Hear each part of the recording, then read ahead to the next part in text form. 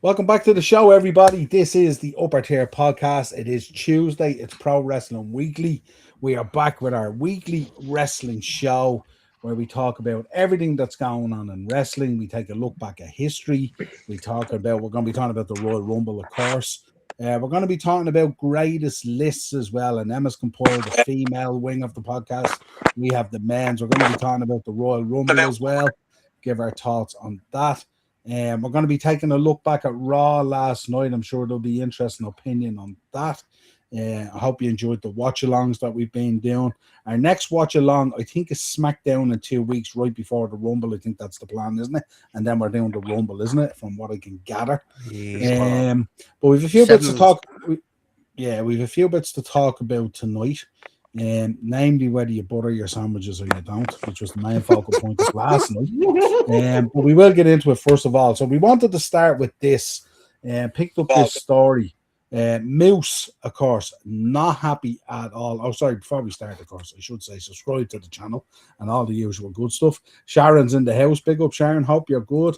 And the mountain bike, the monster. Evening all. Hope everyone had a great dry bowl of Rice Krispies.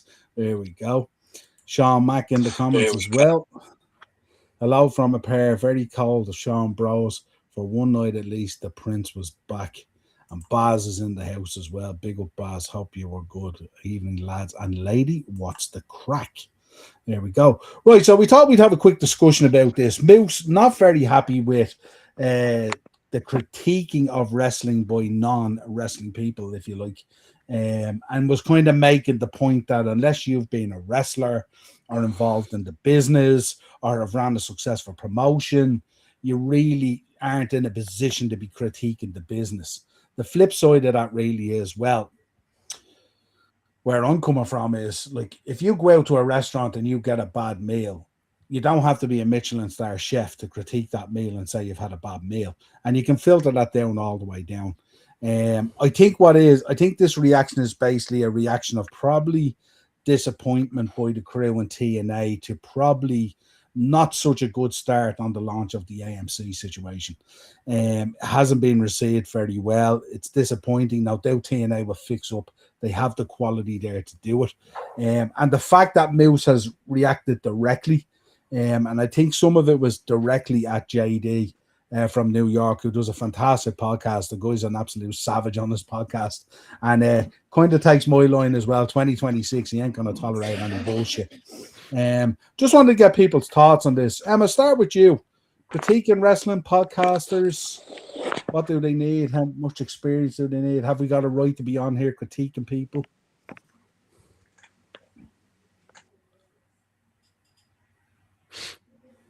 Dave, you take it then. Yeah. Look, I mean, I don't think it's a good point to make at all, because you have the likes of WWE, these big ones, endorsing people like Santi Zapp and other podcasters and live streamers, and they all, they take all of their feedback on board. They feature them in their vignettes for PLEs and stuff, and for build up content and things like that. So, I mean, if you've watched wrestling long enough and you know the business inside and out, now obviously you don't know it 100%, but you know enough as a fan. This is entertainment, right? So if a TV show comes out and you go on and you slate it, does that mean you have to be a director, like you said, a director or an actor, in order to critique a TV show or a movie? People who do movie reviews shouldn't be doing movie reviews because they're not directors or producers. So I think it's an irrelevant comment from someone who seems to just be frustrated and seemed to have been, his button was pressed basically, and he reacted on it. It was a knee-jerk reaction from him. But no, of course you can critique it. You can always, and the way you play it safe for that is you critique it from an entertainment point of view, same way you would a film, a TV show, music, whatever. If you enjoyed it, you enjoy it. If you didn't, you say why. Maybe they could have done this better. Maybe they could have done that better. Doesn't make any sense to me why you would say that. Like, in that case, you wouldn't. Nobody would be able to review anything unless they were in the business. Yeah, it kind of, what it felt to me was the fact that he reacted to it, and the fact that he reacted directly to it made me kind of confirm that he probably felt a little bit of disappointment in how that first night on AMC went as well. Yeah. And he was kind of coming out trying to be the locker room leader and protect the situation. And you know yourself, when you get into like Twitter wars or Facebook wars or Yeah. Instagram or whatever it is, there's no real winner in the situation. You know what I mean? Because look, it doesn't matter what he says, it's not going to change JD's opinion of what he felt and what he watched and what he saw. And interesting enough, I listened to his review today of Raw last night that we did the watch along on, and he had some interesting views on certain parts of the show that he actually really liked, that we kind of glossed over that we may not have liked because we thought in general the show wasn't great, to be honest. But Emma, your thoughts? Moose not happy with the criticism. I mean, I do kind of get, you know, I suppose when you lean into like, oh, when people are very critical, like, oh, there's too many botches this person's doing, or this person's like this. But all in all, I think, as you said, like if you go to a restaurant, you can complain that the sauce is too salty. You can complain if something's overdone a bit. We're allowed to have our opinion and stuff. But I think as long as you're not attacking like a certain wrestler or something, now unless they're really bad. Don't get me wrong, unless they're really, really bad. But if there's people like the keyboard warriors that are like, oh my god, get this one out of the ring. Ring rust is insane. Oh my god. LOL. Okay, I get that. But again, if I go to a restaurant, I'm not a fan of the meal. I'm going to be honest. I'm not a fan. The chips, they're not done right. You know? Yeah, I think in generally there's about probably 5 or 6 wrestling podcasts I tend to listen to. And most of those guys, not actual wrestlers ones now, actual guys like JD, like us, that kind of stuff. Those guys I tend to listen to tend to be guys who come from a very passionate place, Bren. They come from a place where they care about the business. They want the business to be better. Like us, we want a better product. We want Raw to be better. We want it to succeed. And we know that like what we're doing, it's not necessarily like our input isn't really going to change that. And if you think about it, but like we strive that we chase that one day, that it eventually clicks and we get that emotion and that reaction that we feel when we went to our first show, when we seen our favorite wrestler win his first piece of gold, when we get that moment like 2 weeks ago when Drew McIntyre won the belt. And obviously you're very disappointed. We're all electric about it and stuff like that. And you get that wholesome kind of, that kid comes out in you again, even though you're 50 or 40 or 30 or 20 or whatever the age is. That 8-year-old that when you first hulked up or you see Macho Man come off the top rope or whatever it is, comes back out in you again. And we chase that all the time. It's like a drug for us, isn't it, really? What's your general thoughts on it? So for me, look, we understand when we get into, like, even us, we understand that we're on a podcast that goes out on YouTube and Facebook, right? So we're open to criticism, and that includes the people with the no profile pictures, the people that are going to basically call me a nonsensical dickhead with bad taste in music or whatever, right? And some of that might be true, but I thought Moose was a bit very immature, very immature. Like, especially at his level, Like, uh, uh, imagine taking it that seriously. And like that, listen, come here. I am very, very open to criticism. And I think anybody that puts themselves out there should be. And I think Moose should genuinely come out and apologize. It's his bleeding job to go out there and get good or bad reviews. He's put himself out there. And I've only spoken to Moose once for a few minutes. Very, very, it seemed like a very top bloke. I'm sure it was just an off situation. But if I Moose now, man, cop onto yourself. Very unprofessional. Maybe even apologize just for the reaction, not necessarily to JD. Because come here and I tell you, if I say something stupid on this show, Niall, right, or if I say something that's ridiculous, I want to be held accountable. We all should be held accountable. You put yourself out there, you're accountable, and that's it. And the job is not to take it too seriously. Cop onto yourself. Life's too short. Life's way too short. There's people out there that like would fucking that would kill to be in Moose's position, and he's getting pissed off from JD from New Bleed, New York. Get a Yeah, I grip. think do you know what it is? I think it's kind of like it's I'd much prefer that energy being channeled into having a meeting with the locker room and how are we going to improve next week's show. That's where I'd like to see that. They shouldn't be where they should take on board the stuff that's said.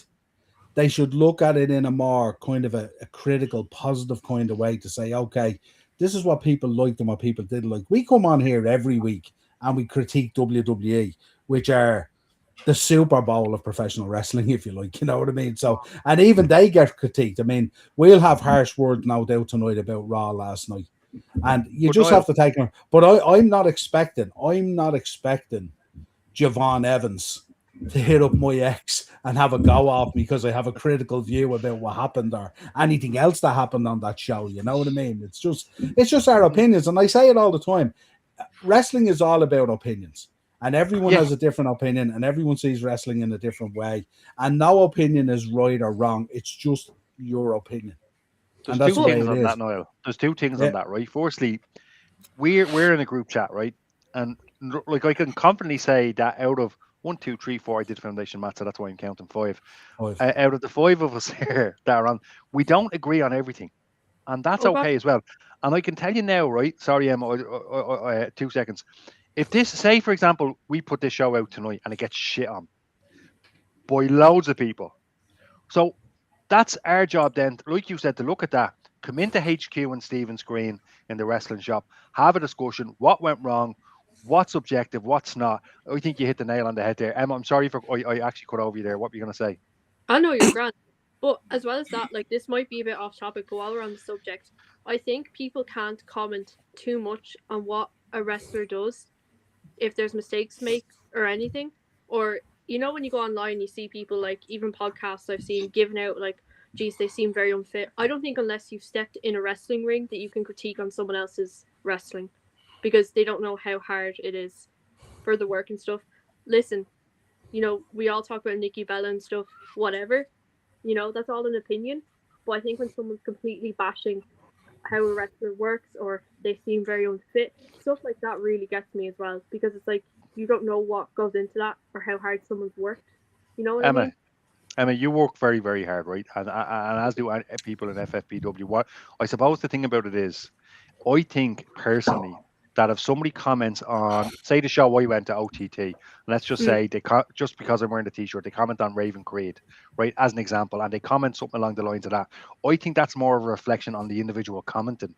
And I suppose my attitude is, when I get that kind of hate, because I have got that kind of stuff before said to me, is get effed. I don't care. I know the work that I'm putting into this. And it's different when it's like constructive criticism as well. Because if someone said, hey, you know, maybe if they did this better or this, you know, grand, sure, I'm open to it. But if someone's completely being just crapped on about their work or anything, then it's like, no, come on, get out of here. I'm about, you know, the funny thing about this, I'm about 5 years, maybe a little bit more into podcasting.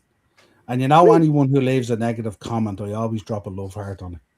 Oh yeah, every single time. And kill them with kindness. Kill them with kindness. And you know the funny thing about it as well, the only reason we critique or the only reason we comment, it's not because we're ring fit. It's not because we know anything really about the inner workings of wrestling or anything like that. It's because we give a shit and because we care and because we love pro wrestling. Yeah, that's why we comment. We're not trying to take on, like, my first reaction when something goes wrong in a match or something bad happens is the fucking wrestler okay? That's always my first comment. You seen it even last night with Javon Evans. First thing is he okay? You know, that's my first part of the call. And one of my first shorts today was that we found out that it was a slight concussion and that he hadn't done a collarbone or a shoulder or a wrist. I thought he had broke his wrist the way he was holding his arm. And that's always my first part of call every single time. So so we'll take it on board, like, and we listen to what it is, but like, you really got to be channeling your energy to deliver the best product you possibly can. And especially now in pro wrestling where it's so competitive at the moment, because everyone is up against the Fed. And that's the measure. Big up, Romy. Hope you're good, pal. But sure, I got a comment actually recently on TikTok where it's like, you think you're a veteran, but you're only stepping into the ring now. And I used that comment to promote one of our live streams. I was very delighted. Yep. I was like, anyway. Use that as fuel. Yeah, I was like, watch Super Tier. Go on. Here, look, take it from someone who's an actual football commentator, right? I've been shat on countless fucking times because I'm never going to be everyone's cup of fucking tea. Nobody ever is. No, you're never going to be everyone's cup of tea, or you're never going to be you're not going to please everyone. I have people who like what I do. I have people who don't like what I do. That's fine. That's life. You're never going to have everyone on your side, and you just need to fuel the good with the bad. I like what you do, Dave. It's your VAR decisions that drive me mad. I think. I love his voice acting thing. We'll touch on it another time. We'll talk about it because I was kind of yeah. Romy's in. What did he say? He likes the fireworks. My ma said the only thing she liked from the Raw show was the fireworks. Sorry, that's fucking fair enough. That is bang on. Fair. Get her on the pod. He's on now. Don't criticize wrestling. Moose is watching. I wish Moose was watching. I'd love. Do you know what? If he was watching, we'd send him the link.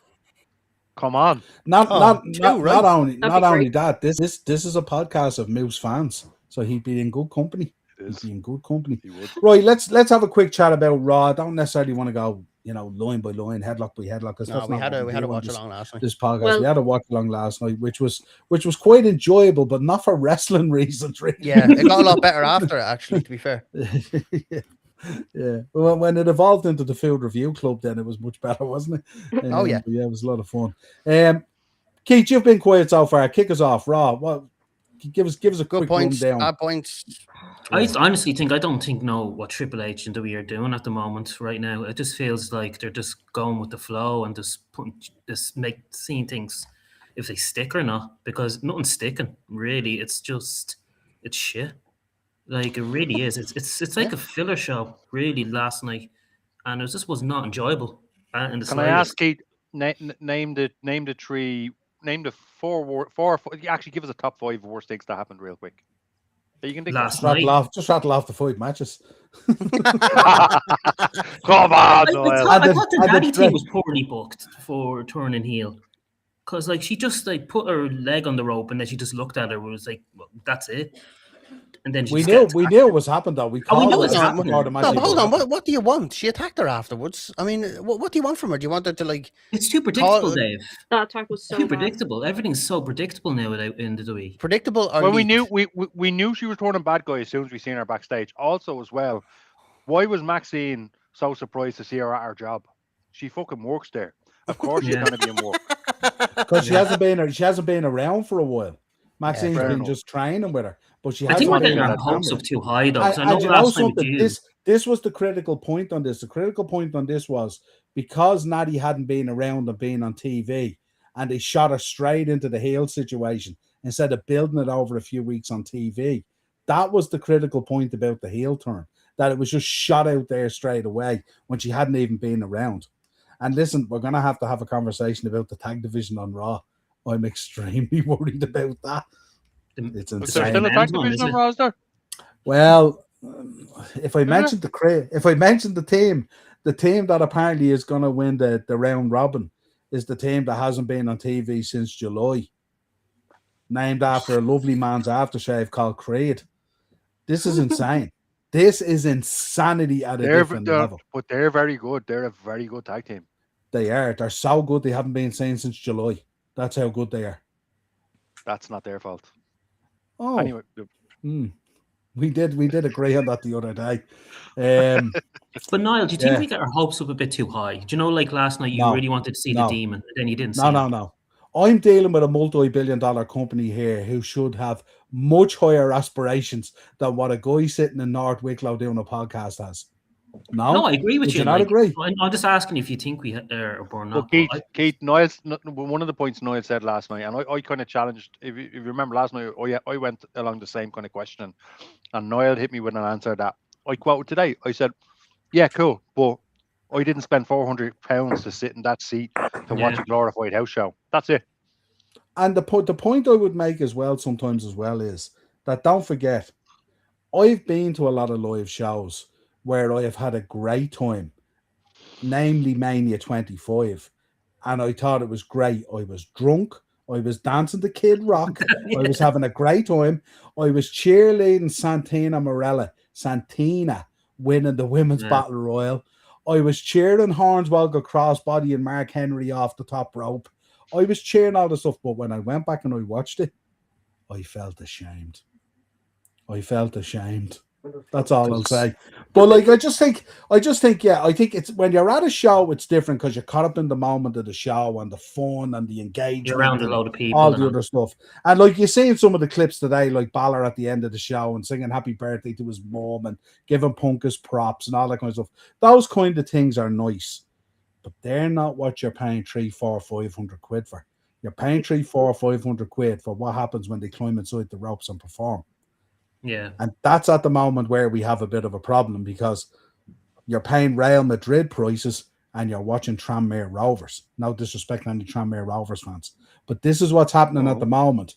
You're paying Super Bowl prices to watch wrestling, like what you would say, not even as good as the wrestling we would watch in a warehouse in the cold. This is the problem. But with the biggest billion-dollar company, the biggest wrestling company, do you feel like they're going nowhere? It feels like that. It feels like it's just like a filler show. You know, it's not that they're going nowhere. I think they're coasting it, and I think they're coasting it on purpose because they're getting away with it because people are still filling out the stadiums and people are still paying for the tickets and people are still ponying up the money. And until you vote with your feet or vote with your wallet and say, this is unacceptable and I'm not doing it anymore, Undertaker will continue to charge $2,000 to have a whiskey with you on stage. WWE will continue to charge 400, 500, 600 quid for a ticket. They will continue to charge you $55,000 for front row at a WrestleMania. They will continue to push and push and push and push till it bursts. And then when it bursts and they realize they destroyed it, the cycle will go down again the way it does, and they'll have to build it back up again from the floor up. And this is the real problem. You look at that stadium there last night. I had about 6 people in the last 2 weeks who have come into me. These are people, I won't mention names around that, from the north, who have money, who aren't short of money, who go to PLEs, who spend money, who buy good tickets and stuff like that, who refuse to buy tickets for that Belfast show because the cost was insane. Yeah. And these have money to throw away, and they're copping onto the situation, and that's the way you have to be. Can't do it. I'm supposed to be going to Vegas in April, because we've something really cool going on there. I can't share it on the podcast, obviously, but I'm going to be there for WrestleMania weekend, and I'm thinking of going to WrestleMania Sunday. I priced the ticket the other day in the nosebleeds, €164. €164 for WrestleMania Sunday. Wow. Now, Keith, put that into perspective, and for Niall and Emma and Dave as well. I want to bring my daughter and my son to WWE. I'd love to bring them. It'll cost over $1,000, Brent, to do that. It's not feasible for me to do that. That's not included. Like obviously visiting the WrestleMania shop, picking up merch as well, and then getting tickets for the show, all that stuff, all in. You know what I mean? I'm bringing them to FFPW next Saturday. So they're going to be out. So I'm thankful for local wrestling. But WWE I'm a Fed guy. It's what I grew up on, and I want to share that experience with my children. And at the moment, it's not feasible. And And you know what the issue is? The issue is, do you bring your 2 kids away to Spain for a week in the sun and have a sun holiday? And does that work? Does that create better, more memories for you than a 2-hour show at a wrestling show? It would, yeah. Yeah. And that's what you have to weigh up. There is tickets for the Royal Rumble in Riyadh at the moment. Whatever your feelings are about Saudi and all the other stuff, there is Royal Rumble tickets at the moment in the nosebleeds in Saudi, in that crazy stadium they're building still at the moment. £15. £15 for a Royal Rumble ticket in Riyadh in 2 weeks' time in the nosebleeds. At the moment, it's the same price for a family to go to a house show, a glorified house show, and it's for a little bit more. You could go to Saudi, go to a show, go to a massive show, flights, accommodation, come back. That's insane. 3 slices of pizza last night and a Coke in the SSE was £15. Jesus. There's perspective for you. and I thought 3 slices of pizza for a tenner in the SSE last night was a steal compared to the Tree Arena. Yeah.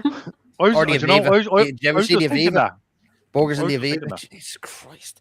But I think let's get back to the fundamentals of the show and what we thought and stuff like that. Obviously, we touched on Javon Evans and stuff like that. So delighted he's not injured and stuff like that, because he's really a shining light in there. He's a beacon in there for us at the moment, really. Lads, I'm very concerned about Gunter and AJ Styles. I have a funny feeling AJ Styles is going to finish his career at the Rumble because that's where he debuted. Yeah, No, I Bren, think you Yeah. said that, didn't you, in the chat? Like, it does make sense when you put it like that. I never even thought about that. So Um, I was thinking about it today, Dave, and like obviously I texted everybody straight away when Yeah. it came into my head. The other thing that came into my head is AJ Styles is not the kind of guy that wants to pomp and circumstance. He's not that Yeah. guy either, which means it would actually suit him to bow out at a Royal Rumble quietly and see you all later. You're welcome. That's a Oh cracker. God! I tell you. Yeah, it's just it's the only. Do you know what really bothers me? What really bothers me is the fact, and it's no slur on Saudi or Riyadh or anything like that. But AJ Styles being retired out in Riyadh, like if this was a Royal Rumble in Charlotte or You'd want it in Georgia, wouldn't you? You'd want it in yeah, or Atlanta. somewhere like that or whatever Yeah. it is. The only thing I'm thinking though is if he retires, is he retiring from WWE, and does that give him the opportunity then to have a bit That's of a what I'm thinking. farewell run in TNA? And New Because Japan. obviously TNA is crying for that uplift of talent as well.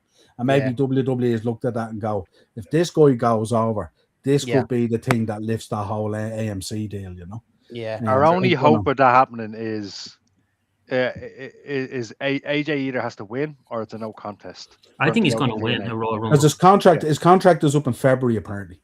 So if they were gonna go 1-1 and run it to a decider in Mania, they have to extend his contract. Yeah. And maybe he's not open to that. Maybe he doesn't want an extension. Maybe he wants out of the building. Maybe he wants to go home and be family and kids and live his life and all that kind of stuff that he wants to do now. Who knows? So it's a weird one really to. It probably as well his body's so banged up he wants to end it all. Yeah. Like, you He know. did say he wants to be able to spend the rest of his life being able to walk and Hmm. feel from his fingers and his toes, I suppose. Although I probably would preface that by saying being a wrestler in there at the moment has never been as healthy. I know. Yeah, compared to 20 years because ago or something. remember we looked at Rollins. What did he do a few years back? It was a 16 or 17. He wrestled 193 matches in the year. And I think last year he wrestled 26 or 28 or something. So it's a That's a big massive difference. Didn't Massive. Dean Ambrose do 200 plus 1 year as well, which is Yeah. mental. Either or, it's a different wrestling world now. Yeah. But I try and see hiding right now, Cole, up against a wall again, breathing in his ear. Yep, Yeah, that would be but entertaining. the way things are going, you might get it. No, I'll get a good pair of binoculars off Amazon. I'm not worried about the binoculars at all. I'll sit in the back row. Doesn't bother me at all. I'm there for the atmosphere. I'm there for the people around me. Although you'll see when you go to SmackDown in Florida, it's the people around you that make the show, not necessarily the show. Because that's the difference between having a good or a bad experience is who you're surrounded by.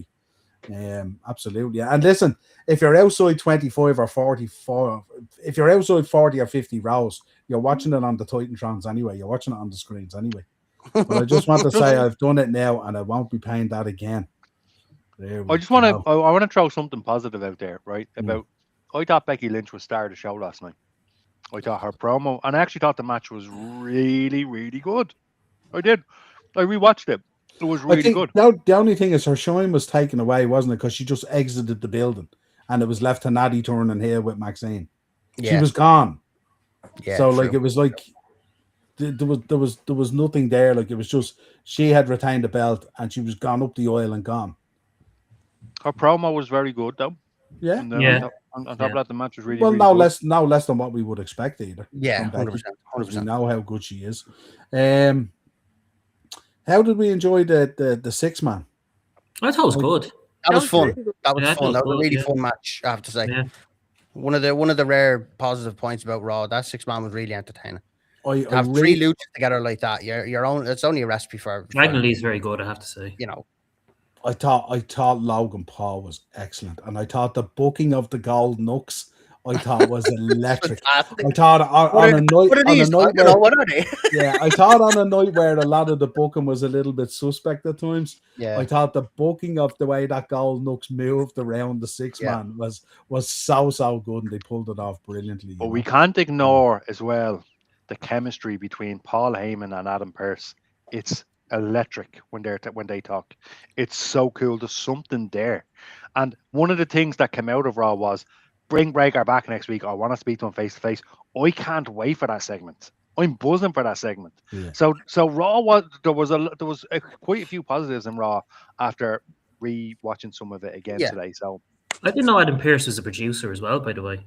Yeah, he is, yeah. I Has been didn't for a know while. that, Yeah. spoil the first episode, Pete. It's not that big of a spoil. Emma, what was positive about Raw for you? I think the 6-man tag team, like I was watching it with my family and stuff, and that had us like on our that had us off our seats. We were like, this is really, really good. Becky and Maxine as well. Brilliant. They were really, really good. Becky's promo, as we said, it was great. Yeah. And I want to know who was on the phone to Adam Pearce. That's a good question. Does anybody have any theories on that? That's a good question. Niall, do you know? No, I don't. Really. No. It could be just something as silly as their legal team or something like that. They might bring it down to something like that. Could be something like that, yeah. Or maybe it was Shane McMahon. Oh. No, because he did allude to the fact, didn't he, that it could have been Breaker's legal team, and that's what drove the decision to have him there next week. Because it was Heyman who maybe sowed the seed. Remember when he said, "You put your hands on him first." So maybe that's what it is. So, what would be really cool next week is if Breaker comes out with a lawyer or something. Yeah, there we go. What do you think they're going to do with Braun Breaker from now until WrestleMania, booking wise? Because everyone's shoot him to the moon. That's what I want. Yeah. Hire Ciampa back as he's a lawyer. Have him win the Rumble. I know there's talk about Roman. I know there's so many other people that could win the Rumble, like Cody, Roman, all this and that. I want Braun to win the Rumble this year. Well, I had a discussion about that earlier about Niall about that, because apparently Roman only has 1 or 2 years left. So would you actually give him the title? No. Yeah. That's the thing. Like, never give that man a title again, because he only shows up 3 or 4 times a year. And you know how pissed off I was when Brock Lesnar was champion and he only showed up 2 or 3 times. That's the way they're going by the looks of it. That they're going to give him the title. But then, Dave, don't you have the flip side of that there then when Cody's there every week and then we don't be happy with that? It's so not.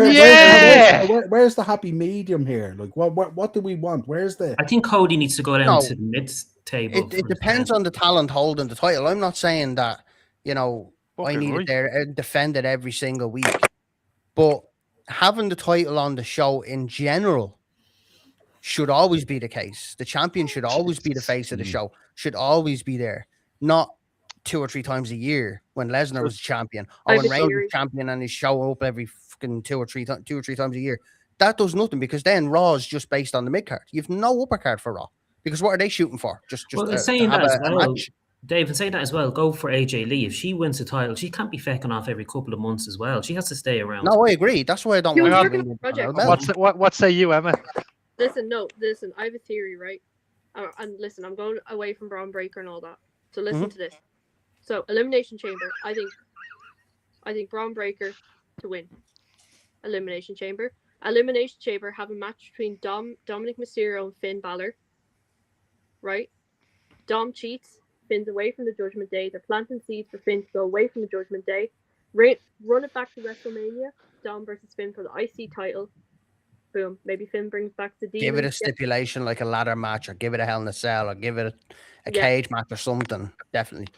But Dave, I say to you this, right? And this is just devil's advocate, right? Sure. Because I'm kind of on your team when you're talking about that. But playing devil's advocate, what fed into how special Roman Reigns has become? What fed into how special Brock has become? Is because they became special attractions, and because we didn't get them as much, to the point that when we started to get them, we lost our freaking minds. The roofs blew up, and in a way, do you not think it's added to their mystique?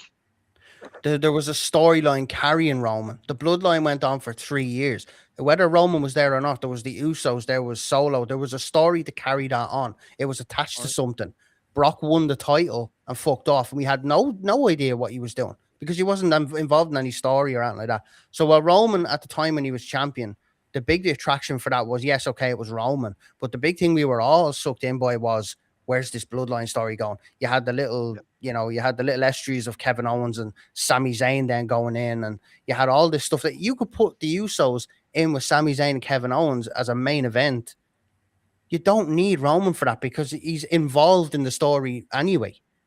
You had something outside of Roman to be involved in. If you're putting Sammy in the main event, you definitely need Roman. Put that out there now. You're going to be kissing Sammy's ass in 2 months. Big up kicking it with Leo, I have to say. That's a great comment. I have to say, we only spoke about it last night, how much we're missing Bianca Belair and Naomi. Yeah. It's massive. Naomi's a big miss because I was just getting absolutely enamored with her heel character. I was loving it. Even Keith will tell you, he's not the biggest Naomi fan, but he was all souped up for her heel character, going full whack. We both were like, this is something new. This is great. Life being what it is. Look, I've nothing wrong with it. She's having a child. Congratulations. But it was just one of those things where you're a little bit disappointed because something great was coming and it just went away. What could have been a massive, massive thing. Now, the thing is, she could return at the Rumble or Chamber or even at Mania.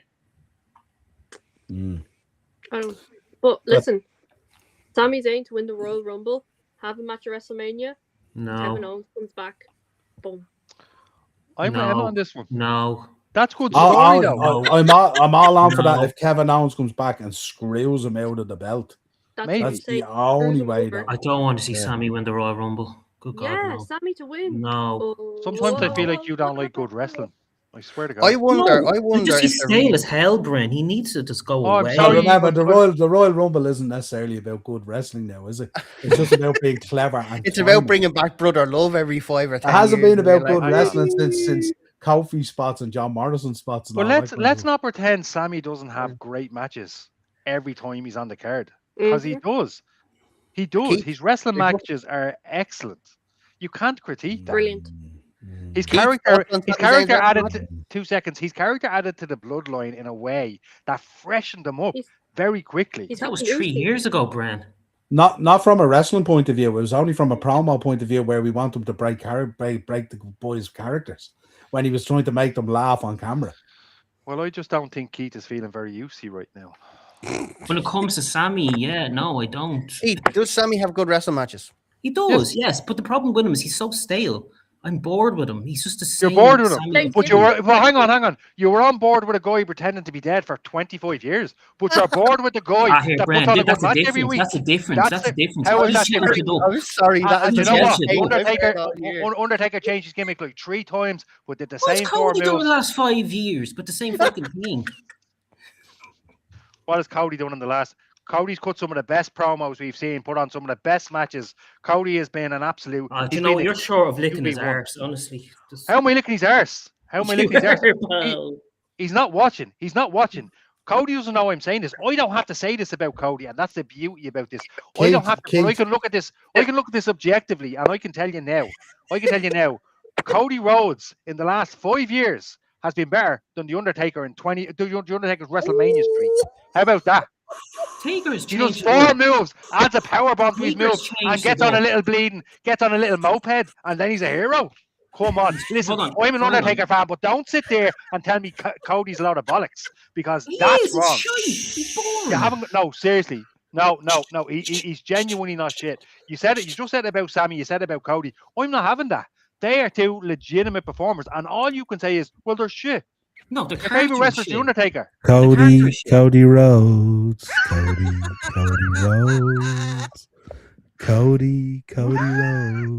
Look, I'm just saying. I think calling Cody shit, is ignorant. And I think Sammy his character is shit. He's not shit in the ring. His character is boring.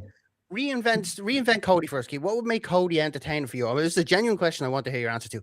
What would make Cody entertaining for you? Go like darken your hair or do something like just go a bit more deeper in the character. So your problem with him is that he dyed his hair. Before that, he was sound. You let me finish. To say now, I've realised now. There's a major issue with blondes on this podcast. We had it a few weeks ago as well. I had a legitimate reason, okay? Not just because Tiffany Strand's blonde. I swear. No, Emma, you know when you make it in wrestling, you will go blonde. There's no doubt about it. I've actually been thinking about it. There you go. There you go. No, but Keith, What's that Keith, called? That's called the Cody effect. Keith, your idea to make Cody better is to dye his hair black. But you never let me finish though. And let Okay, Fox back. go on, finish. I want to No, know your real I think idea you for Cody. just do a different Cody. Go darker. Go like more fucking. Instead of this Cody. Oh, here we go. Oh, God. No, carry on. Continue.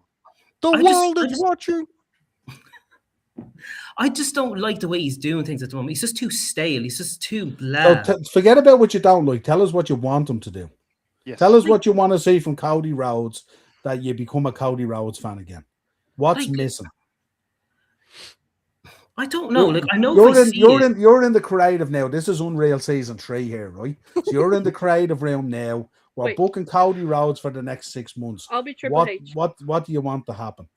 And Keith, I'm locked tell out. us about I'm Cody. locked out of the room, Keith, so I can't say on. So go on. Yeah. Right.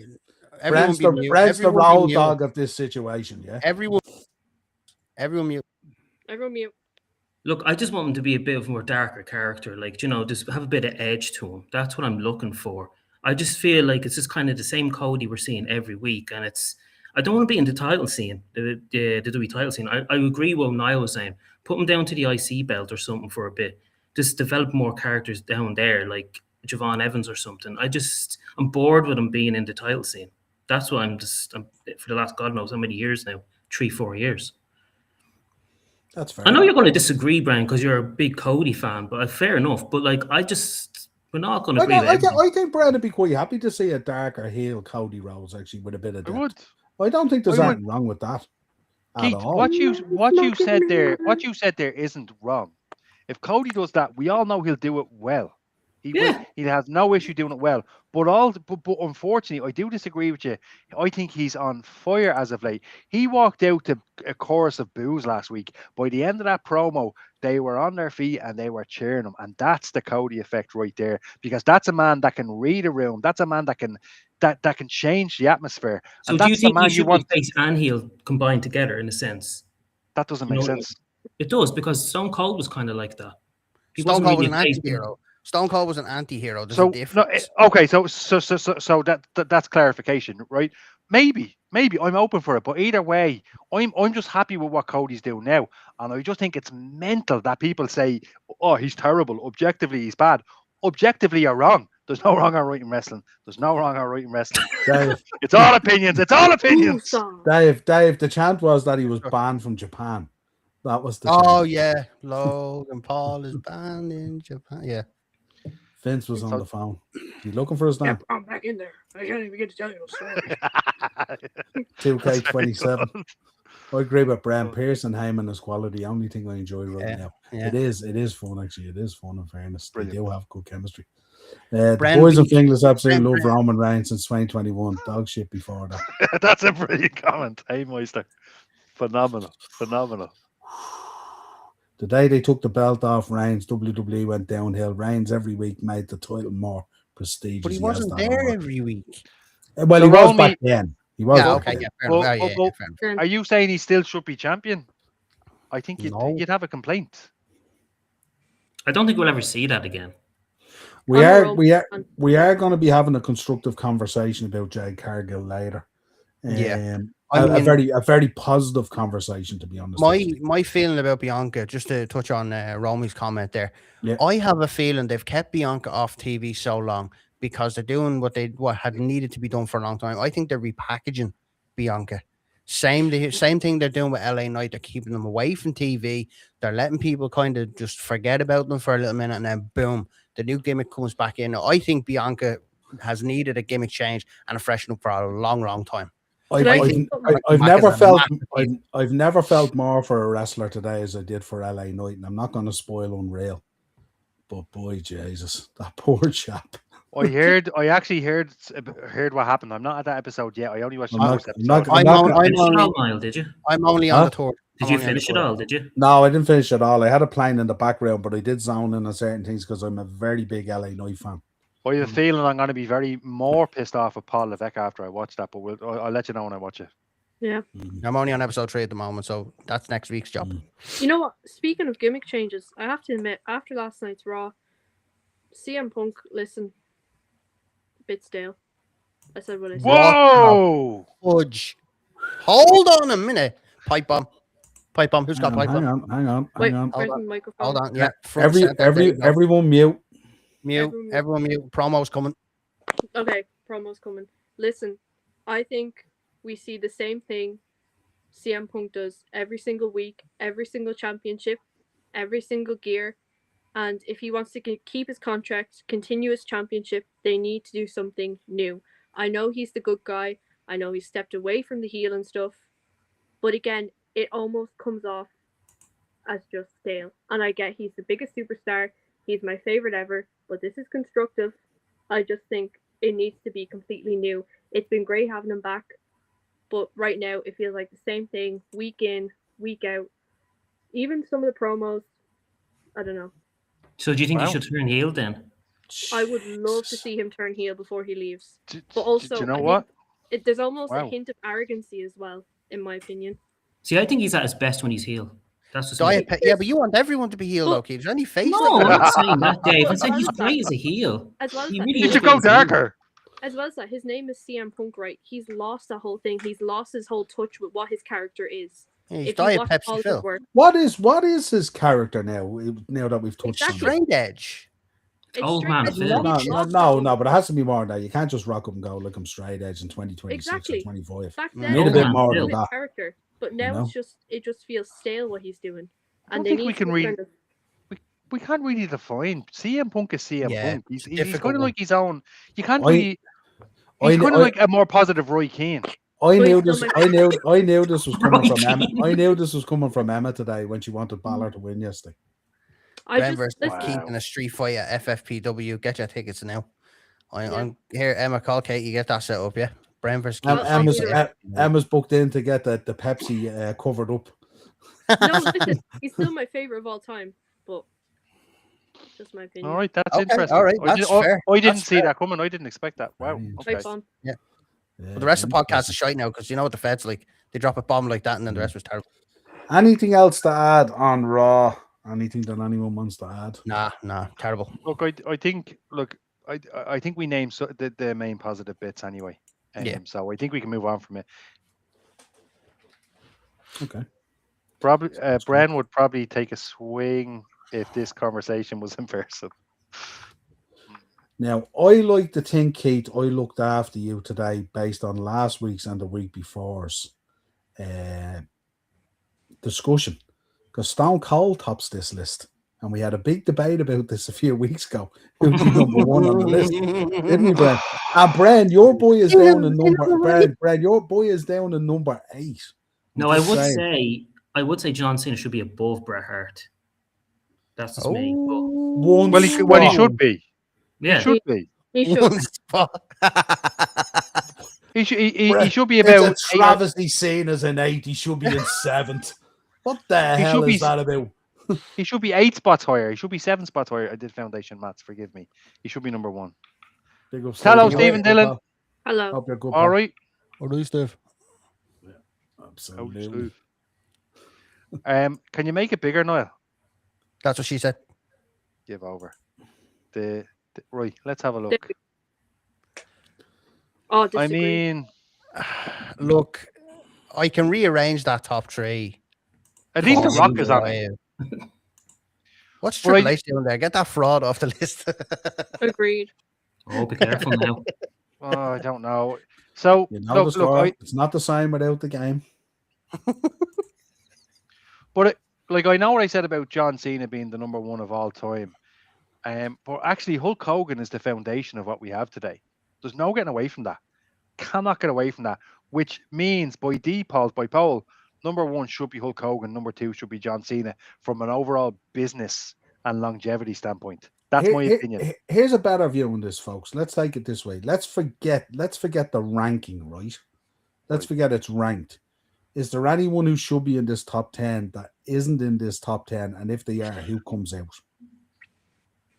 Wow. That's a good point. Very good point. Do you know what? Roddy Piper should be there. I have one. And Andre the Giant. I would take out Triple H for Roddy Piper. As much as I love Andre the Giant and what he did for the business, he doesn't take any of those 10 out. Do you not think so? No? Absolutely not. I thought you would. Roddy Piper for me, 100%. He should On be the face of 100% it, on on that. the face of it. So who are you taking out? Triple H. It's a tough one. It was either Triple H or The Undertaker for Roddy Piper.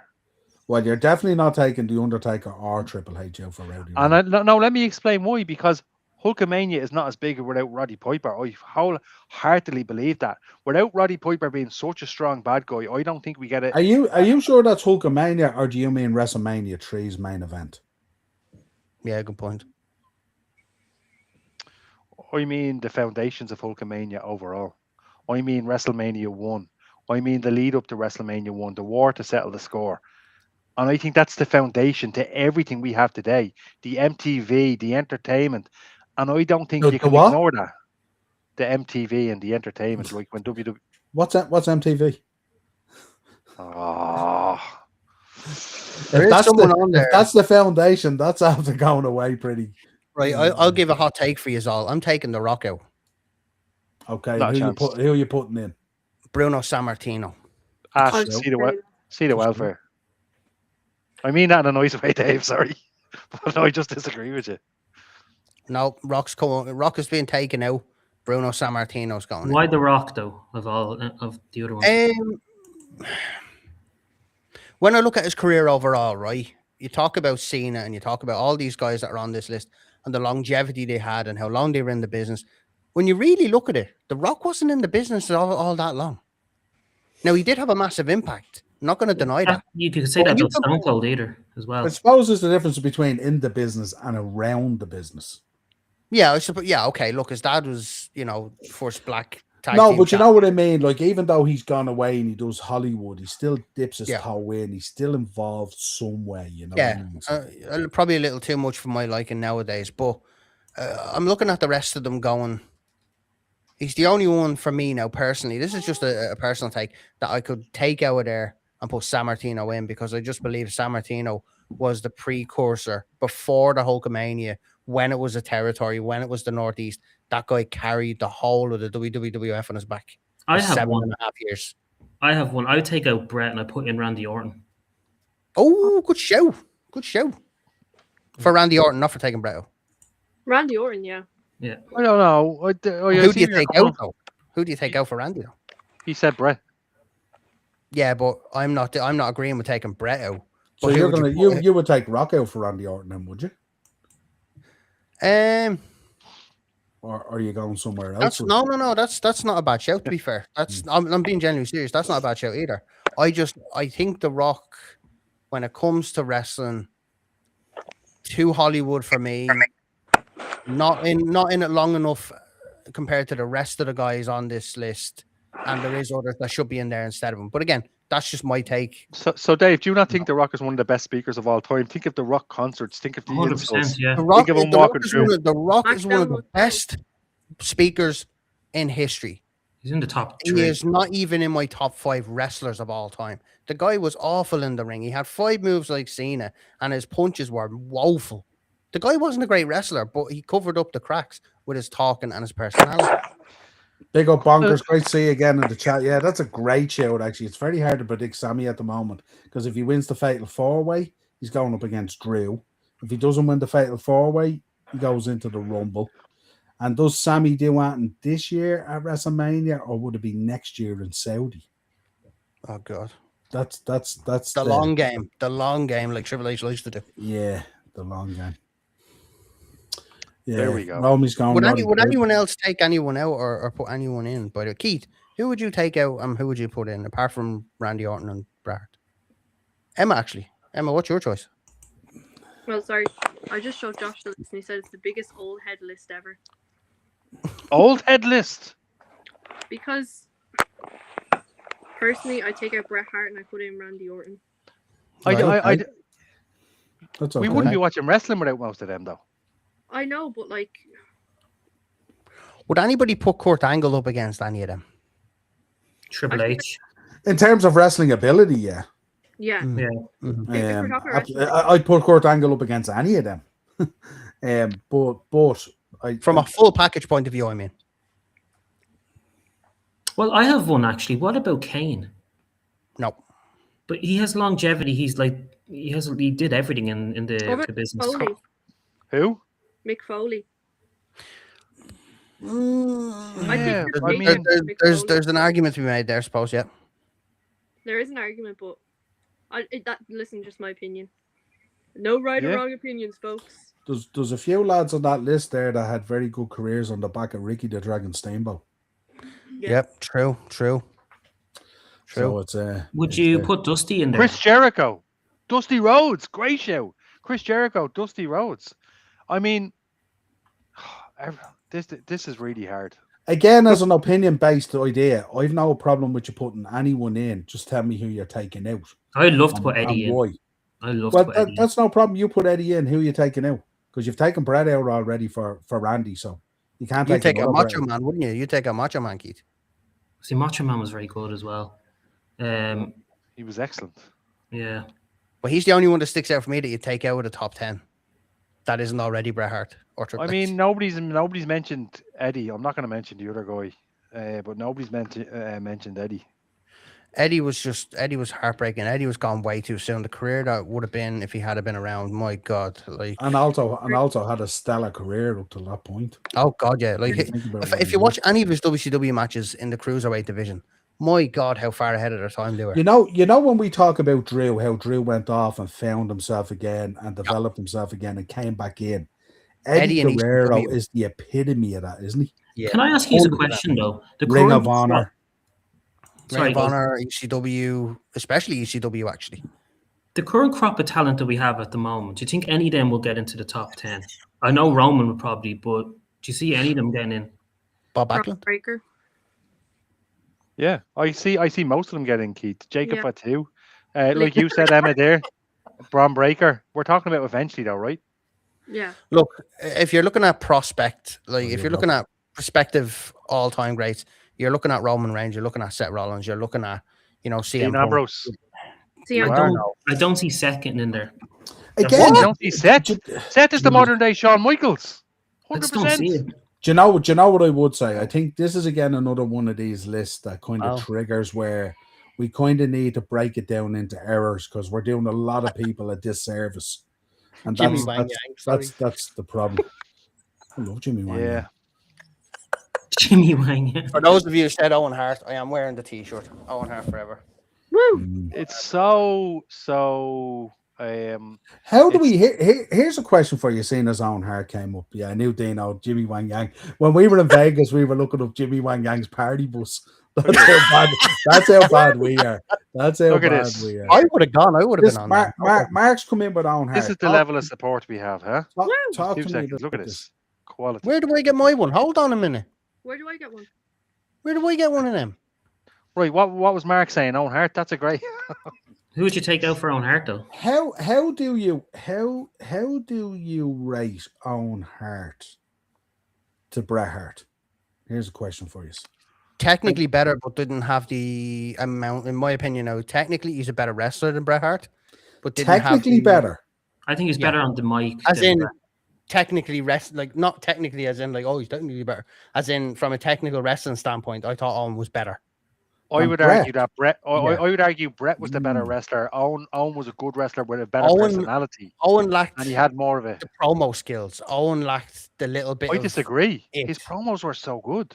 I think what held Owen back was he's he wasn't very committed to. He wanted to make a career out of wrestling and then work in the background and then spend more time at home with his family.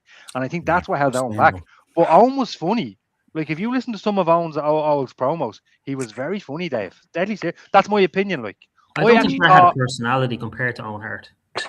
until Bret Hart was bad guy until he went all Canadian bad guy, I thought Bret was very good then. But there you go.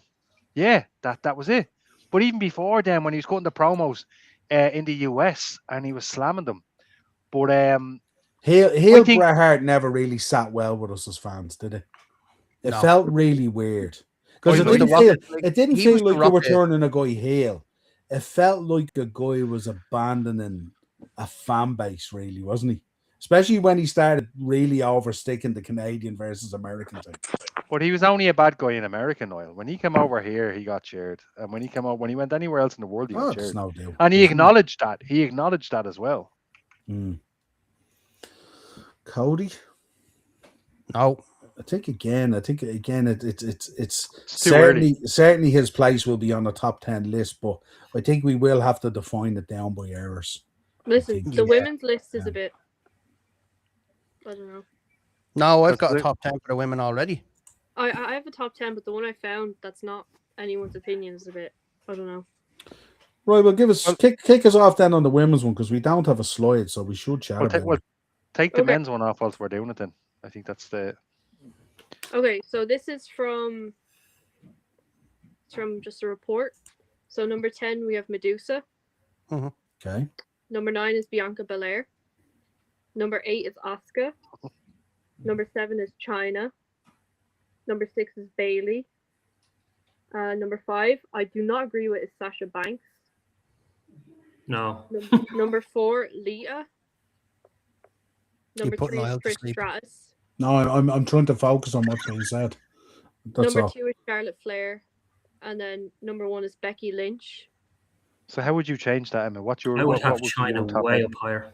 So, where's the list? I actually did my own list. Again, And it wasn't- again, rather than the ranking, let's focus. If there's someone we want to put in, who would we take out? Yeah. I think it's a better Oh. conversational piece. You know That's what? very good, Number actually. 4, I put Molly Holly. I put Great show. Mickie James as number 2. I had AJ Lee as number 7. I had Kelly Kelly in there as well. I Okay. had China, Charlotte Flair, Mickie James, Trish Stratus, Becky Lynch. Yeah, That's really good. No, but I would agree with a lot of those names. yeah. It's very I'm hard not to sure if rank. I would have put... I'm not sure if I would have put Kelly Kelly on a list, to be honest with you. But of that, again, that's just my opinion. I would have agree with Ivory most there. I of think those she's very underrated. Yeah. 100%. I definitely. I think the comment was made there about Sasha Banks, and I'm a big fan of Molly Holly, and I'm a big fan of Kelly Kelly.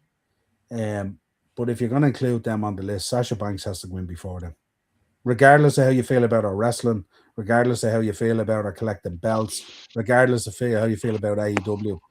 I think she had a huge part to play in the evolution of women's wrestling coming out of NXT and onto the main roster.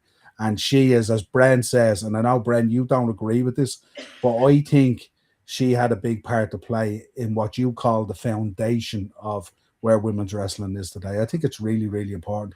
I think sometimes the disrespect for Sasha Banks is over the top because of what we see at the moment and what we don't like and what we, the political game and whatever it is. And she left and she went to AEW, and sometimes we throw shade at AEW and stuff like that. And all. I've got Paige on mine. I've got Paige on mine. But I don't think there's any. I don't think and I love Molly Holly and I loved all the stuff she did, and I loved Ivory as well, and the right to censor and all that cool stuff. And there was some really cool stuff in their time, and the same with Kelly Kelly and stuff like that, and even Stacey, what she did and stuff like that was really cool, and Tori Wilson and all. But I think what Sasha Banks did in what we call wrestling and women's wrestling and that kind of thing, and whether she was winning or whether she was losing, she was a part of that movement that generated that drive and push in women's wrestling. I know it heavily weights towards Becky and Charlotte and Bailey and stuff like that and all, but she was a part of it, and it's undeniable. Whether you like her or you don't like her, whether you like her style or don't like her style, she had a part to play. But do you know what? Go on, sorry, Emma. Oh, sorry.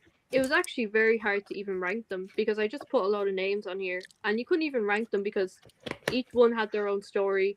One was probably better at wrestling. One did more. You know what? But that's why I think what Niall said makes sense. Forget about the ranking system. That makes it a bit easier on me. Emma, I have two women's wrestlers that should be on it. I don't know if they're on it again, if you can look at it again, but Mickie James should be on it, and Beth Phoenix should be on it. We got them. We have them. Yeah, I put them down on my own. Oh, sorry, I probably didn't hear them, sorry. Oh, no, nowhere else actually had them down, which was insane. Rick Rude. Keith, we spoke about this earlier on, and I kind of alluded to, you can't really ignore anyone who has helped progress women's wrestling from the start. So I wouldn't really ignore people from the 70s and the 80s, the wrestlers, Glow and things like that. I don't know how we went from Glow to tits and ass in the Attitude Era, right? I really don't know how it degraded that much, because we went from fabulous wrestling. Even in the 80s, we had excellent women's wrestling, and it just went downhill and back up again. But you can't really forget those. Like someone said, Luna Vachon, Sensational Sherry, Fabulous Moolah. We can't forget the women that brought the men's talent on either. May The Young as managers. well. May Young back in the day. Chris Benoit's wife You've only gone and in pissed at Niall off. WCW, right? Chris Benoit's wife in WCW, and I did look back on a lot of her promos and a lot of her work was outstanding as a She was manager. called Woman, wasn't she? Yeah, woman. Well, yeah, I can't remember what she was originally called, but when she was brought in to WCW by Kevin Sullivan, it was she was changed to just Woman, which I found weird, but she made it work. But even when you think of the role that women played in wrestling that mightn't have even wrestled at times, you know, I mean, you think of Miss Elizabeth, who had a huge part in wrestling. You think about Sensational Sherry Martel. Yeah. No Shawn Michaels without Sensational Sherry. Yeah, and then I go as one further even when I think about people like Gail Kim, who was sensational as well, absolutely brilliant. And Gail Kim at the time, she was one of those women's wrestlers that came in who actually wanted to wrestle. She was kind of she was a shooter, as we call, wasn't she? Did she not leave because they wouldn't let her wrestle? She went and then she went to TNA. Yeah, that was part of it. Or I think she was seeing it going in a certain direction. Yeah. And you know, there was a lot to like about Gail Kim as well. Niall, would you put Jazz or Victoria into that? Absolutely, 100. Yeah, but again, if you have a list of 10 and the way you look at stuff like that and all, you know, sometimes you have to look at those lists as well and not necessarily think of what their body of work was in the Fed or in WWE, WWF and stuff like that. It's sometimes what they do after it and stuff like that. You know, I mean, for me, the beautiful people put women's tag team wrestling on the map. They were sensational, you know. So for me, Chyna was the first big name to step in there. She was the one to like penetrate that men's locker room environment and become one of the lads because she was up there wrestling Jericho, Jeff Jarrett, first ever IC champ, first ever female entrant in the Royal Rumble. Chyna broke down barriers at a time where Sable was on the cover of Playboy. Yeah, okay, Chyna did Playboy as well. However, she was wrestling in the ring, not just with the female talent, but when there was no female talent, she still went ahead and wrestled with the males, which was at a time where there was a lot of misogyny going on. If she came in around now, she'd be thriving more than she was. And you know the funny thing that no one has mentioned so far, and we can't. Apart from how we feel about it, we can't disrespect the impact she's had on women's wrestling. Yep. Stephanie McMahon. 100%. 100%. Definitely McMahon. Definitely. I would never even deny Steph's involvement in women's wrestling. And when you look at women's top 10 and stuff like that, most of them you see on the internet, she's rarely on them. She's rarely mentioned. It's because people are looking at in-ring talent rather than the people who have built divisions from behind the scenes. You know what I mean? Like a lot of these lists are based on characters rather than people. Yeah. Queendom. The Queendom where the kings bow down. By the way, did you see Debbie Keitel was medical staff for last night in Belfast? Did you see? No way. Yeah. Class. Absolutely class. You're clutching there, Romy, and I like it, Lisa folks, but you're clutching. For the award of people smashing themselves up, Mick Foley and Shane O'Mac. Hey, listen, Niall, I have a question for you, right? With regards to women's wrestling and Irish wrestling and the Irish wrestling scene, who was the one that done AWR with Joe Cabray when he was putting them shows on? Something St. Clair. Rachel St. Clair, wasn't it? That was a really, really like not a sad story, but didn't she go over to the States and it just kind of fell apart, didn't it? Because she did a tryout and she was hired and the contract was there. And she did her ACL, and then they held the contract and they told her to fix up and rehab over here. And from what I can gather, she was 2 weeks away from heading to the States, and she did her ACL again. Oh my! Really and then sad. They said we'll leave her for now. Then they said, and they never went back. It's really sad because like she was before, you know, all of the Beckys and the Katie Harveys, and like she was there when like this was, you're talking about 07, you know, 08 in Irish wrestling. She got the call up to the States. I know it's a what. Well, Becky was there right from the beginning. Like Becky, true. Becky was wrestling. 15-year-old. Becky goes back to 2002.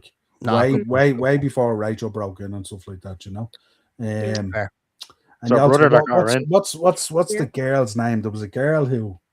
What was her name? It's Bonesaw's missus, actually.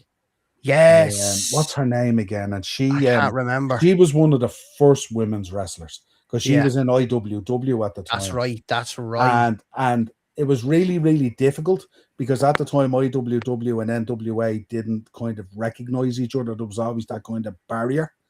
And it was only really herself and Becky at the time were the women's wrestlers in the country. That's right, yeah. And they could never wrestle each other because of the lines drawn, if you like. And it's only when those lines went down. I can't remember her name now, and I've met her. I have to find out. She's an absolute sweetheart, and she was a very, very good wrestler as well. She used to wrestle the guys mainly because there was no female wrestlers. They used to have to bring girls over from the UK to wrestle because there was. They still do. Yeah. Like some of them, like I mean, when you really look at the Irish wrestling scene, you've only really got now. I'm talking about in the last 3 or 4 years. I'm not talking about now because there is a few more now. But you really only had Martina, Debbie Keitel. You had the twins. You had the twins up north. The Owens twins up north. Yeah. You had Kate. And then who was the other girl? Who was the girl that was wrestling as well? She was part of. There was Anita Vaughn. No, Anita Vaughn. Who was the other girl who was part of the Father Soul faction? Remember, she used to dress up as the nun.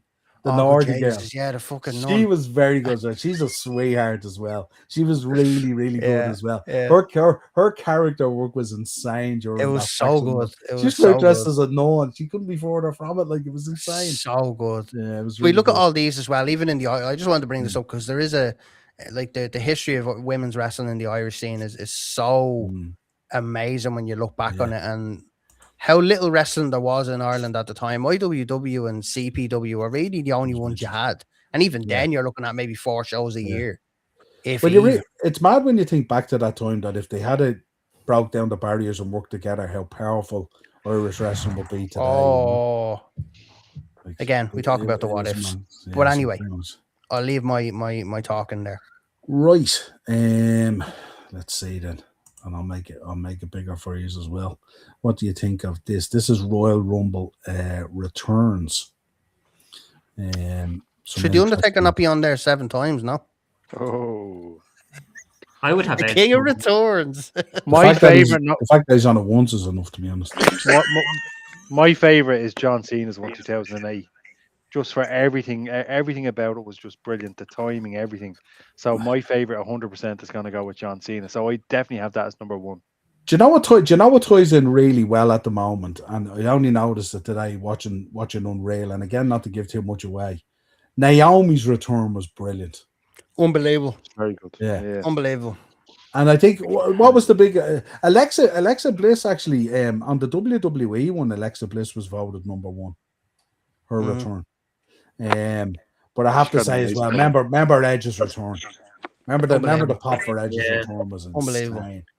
It was the look in his face as well, and you could tell how much it meant to him, and that's when you know it's important. And of course, Chris Jericho as well. His return was brilliant. That was a massive pop. Massive. Yeah, Marky remembers going to the SFX. Yeah, that was the original AJ Styles and Christopher Daniels match show. And then the next one, I think, had D'Lo Brown, Doug Williams, and Doug Williams, remember Darren Burridge? The polka one. Actually, Mr. Perfect in 02 was amazing. I jumped out of my chair when his music hit. It was perfect, and the crowd were phenomenal. That's a phenomenal one as well. I think that was 2002, wasn't it? 2002.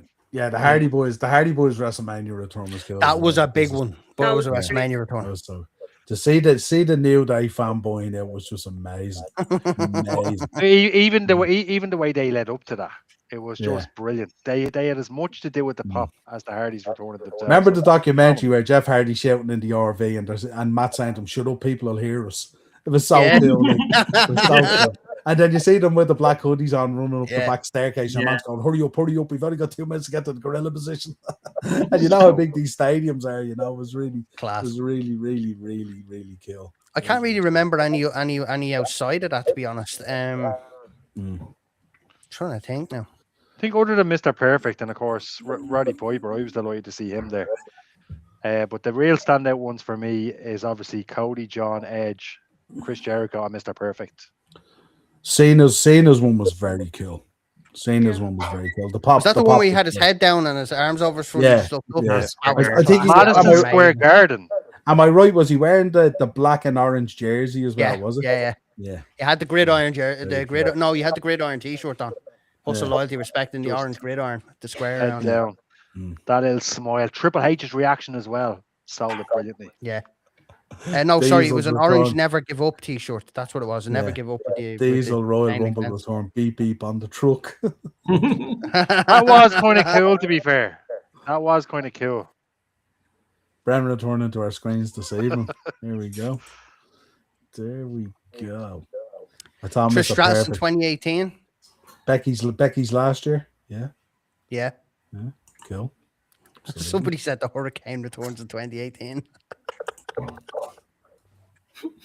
So cool. So cool. Right, let's have a quick chat about the Rumble. How are we feeling about it? Yeah. How's it shaping up? The stadium is just insane the way they're putting this together. And you know the funny thing, this is going to look $1 million, and there isn't going to be a bad seat in the house as well either. There isn't Doesn't a look like single it, bad no. seat. Mm. Like this Very reminds cool. me of Mania 9. Was it Mania 9 they had at Caesar's Palace? Yeah. Where they had just Yeah. scaffolds Yeah. outside Caesar's Palace, like in the car park or something. Yeah. Yeah. That's what it looks like to me, but that worked as well. So The concern at the moment is how safe, if you're up in the nosebleeds, how safe is it going to be? If That's the only- if we could just get those guys over to finish the kids' hospital in Dublin, that'd be super. But on the Royal on the Royal Rumble side of things, I gotta tell you, other than I'm a bit excited about Jericho returning, but other than that, Did And you it's their notice? fault. Did you notice I put your boy Sammy into the graphic? no, you didn't. Yes, I He's did. right Yeah, there. yeah, it's the bottom. He's bottom right left. there. He's I looked bottom Ah, after. he is. I looked after Keith with Stone Cold on the top of the top 10 list. I looked did. after you with Sammy going in there. Now I also Appreciate did put that. in Randy as a backup plan right beside it, just for Emma's sister. Ah, To be very so you're thinking about everybody. It's podcast and beyond, but also as well Jericho. Is Jeff No, actually coming back, or is that just? It's not happening. Jericho's not happening. I think it was all just a load of me balls from the start. I don't think he's coming back at all. I don't All know. this. Who? I'm Jeff Hardy? definitely. I'm hoping that a couple of the guys from AAA rock up. I definitely want Mr. Iguana and all. Oh, that. please give me a Guana in there. Yep. Yeah, definitely. And that other, what's a will. psycho clown, is it? So, I definitely want a few of them in for the crowd. you know, he runs the. Oh no, I can't give it away because it's to do with Unreal. You've seen Unreal, Niall. You've seen the episode with the yeah. third one. The Yeah. second half of the third one. Do you know what? Jeff Hardy, Emma, would be a great shout. I would love the Is that Hardy official? Is music. he actually coming back, or what? However, No. for me, Oh. Dave, it's all about Jericho. I think Jericho is coming back. I think they have to have him come back. All this talk from Jericho about WWE, the break the walls down comment a few weeks ago pissed us off. Their only saving grace is that he better show up at the Royal Rumble, or else I'll give Paul Levesque a call myself. And I pronounce his wrong incorrectly on purpose. When we do the watch along on the Rumble, be saying and he was this doesn't- wet and wipe he on the phone, doesn't for God's show up. When he doesn't show up at the Rumble, and we're live on the watch along, and Lee Fitton and Paul Levesque comes up on the screen, I will lean back, and if I can get my hands on a fucking cigar, I will. And Do you I know will what? puff Do you know what away, they need and to I will- do? What they need to do is they need that to come up on the screen and then fool us, then go back to the show, just to Oh, piss please. us off. now that they No. know that when the two Yeah, names come yeah. up on the screen, that's our real trigger. Yeah, that's our. It's all real Lee trigger. Fitton's fault. Yeah. Am I the only one that's feeling nothing towards the Rumble though? Realistically, because the question No, was, I always how we enjoy it. No, the Rumble gets me every No. year. I love with it. the Royal countdowns Rumble's and- my oh, favorite pay per view. Of course. Favorite pay per view. what Are you I'm talking talking matches about per is day? no, I'm talking about how are we feeling towards the Rumble's great. It's always going to be good, but also as well, like the promotion behind it, nothing. There's nothing there. You've got 4 or 5 people saying, yeah, I think I'm in the Rumble now, yeah. See you next Saturday. Piss off. Do you reckon that's because it's in Riyadh? Do you reckon if this was stateside, do you reckon there'd be a different approach? 100%. It depends You on who think they can get across the border. Really, when you think about it. So do you think because it could be in Riyadh, Like they getting might be across the border is not the problem. Getting back across Getting the back border in, is yeah, normally the problem. exactly. I I don't know. don't know. Sorry, go on, Brett. Of course, I'm looking forward to the Royal Rumble itself. I just think the lead up is just Flat. yeah. There's no build up. I agree with you. There's no build No, up. there's zero. There's been zero build up. Like there's been no promos during Raw or SmackDown. None.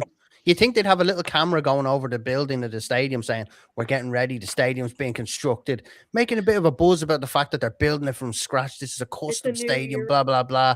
And building it up like that, it doesn't take that much to build it up. But you're right, Bren and Keith. Well, look, we're all going to be together. Zero promotion. We're going to be doing the watch along, and it's going to make good, bad, or indifferent. It's going to be great crack that night. And we'll all be happy as Larry when R-Truth wins. Right. Let's have a quick chat about Jade before we get into some history and stuff like that and a few birthdays. The problem I have with this is, and it's not a Jade Cargill problem. My problem is what the company has done here is a real problem for me. The company has thrust this girl into a position which is the highest position in the company for a female wrestler as the champion.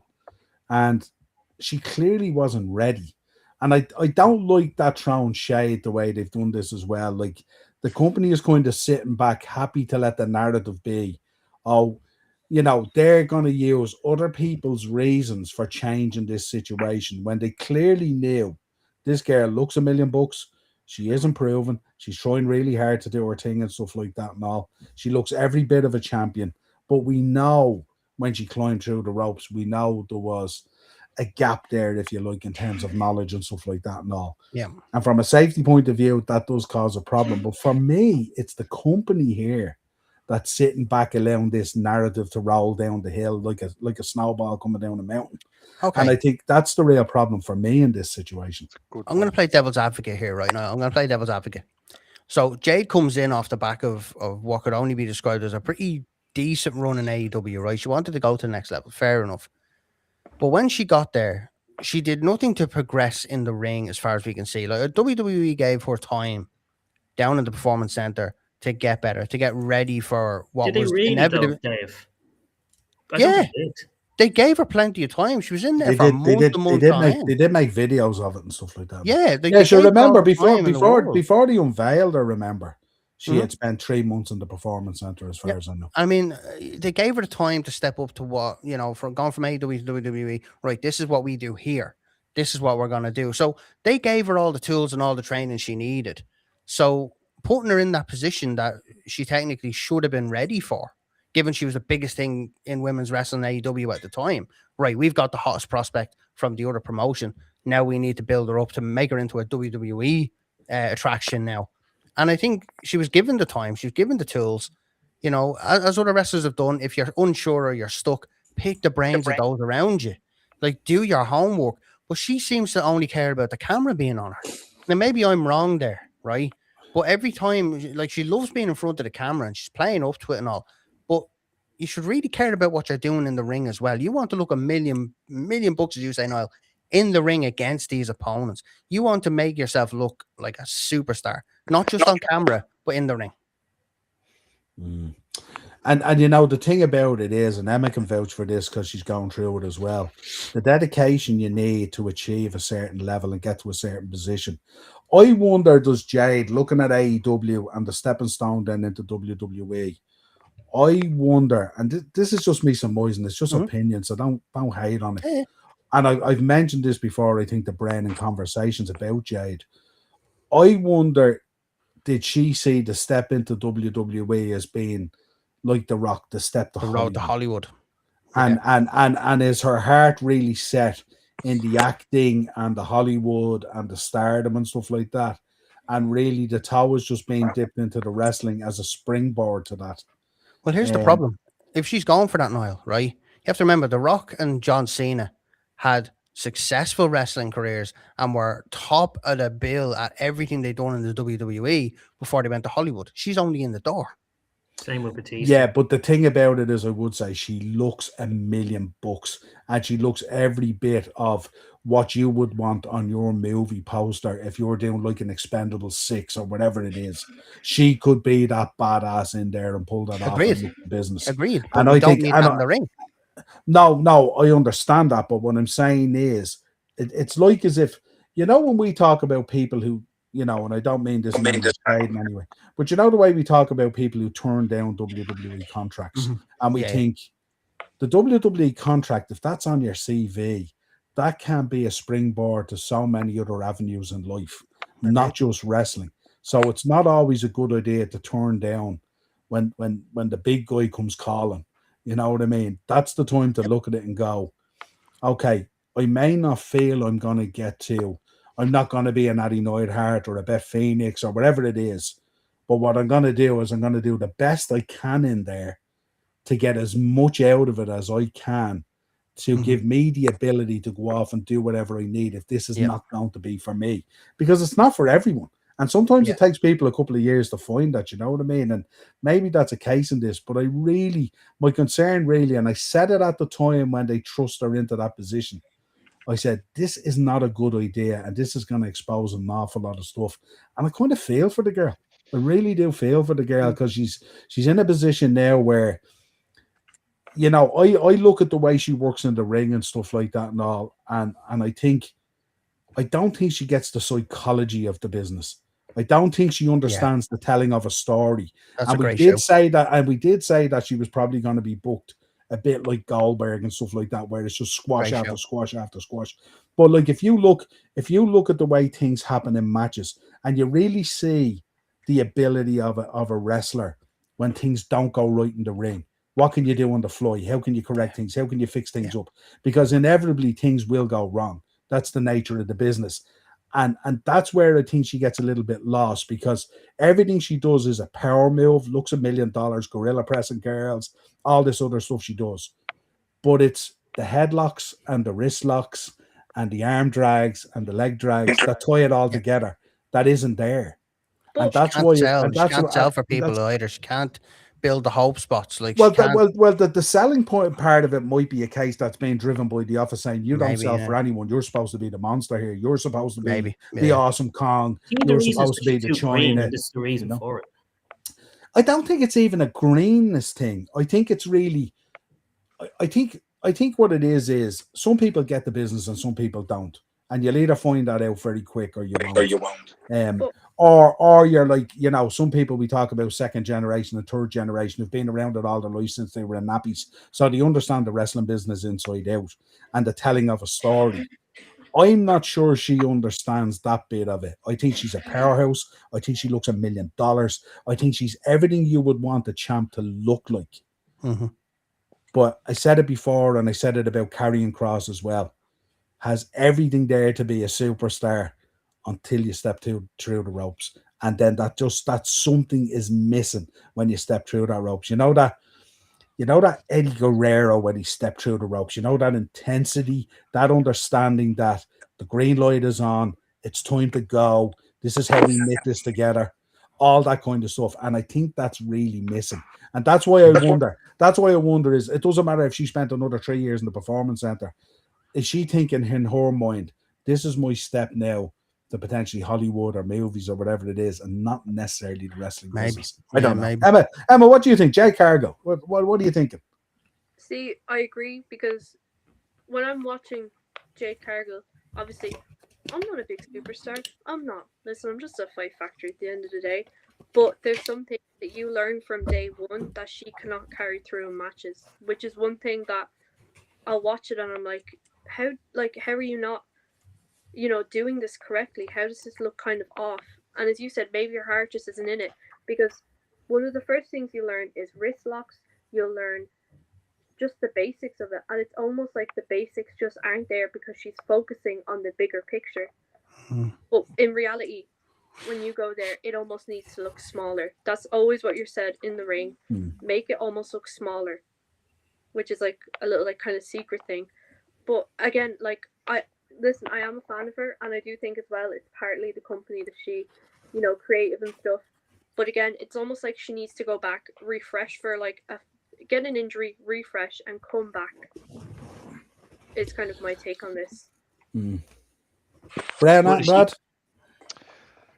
Yeah, Niall, I actually think you hit the nail on the head. It's not something you did say it to me previously about the Hollywood thing. What the only thing I would say is that she probably thinks very highly of herself. All actors do. Every actor thinks they're the best actor in the world. And she's not that great. She's a lot to scrub up on in terms of if she wants to make that transition.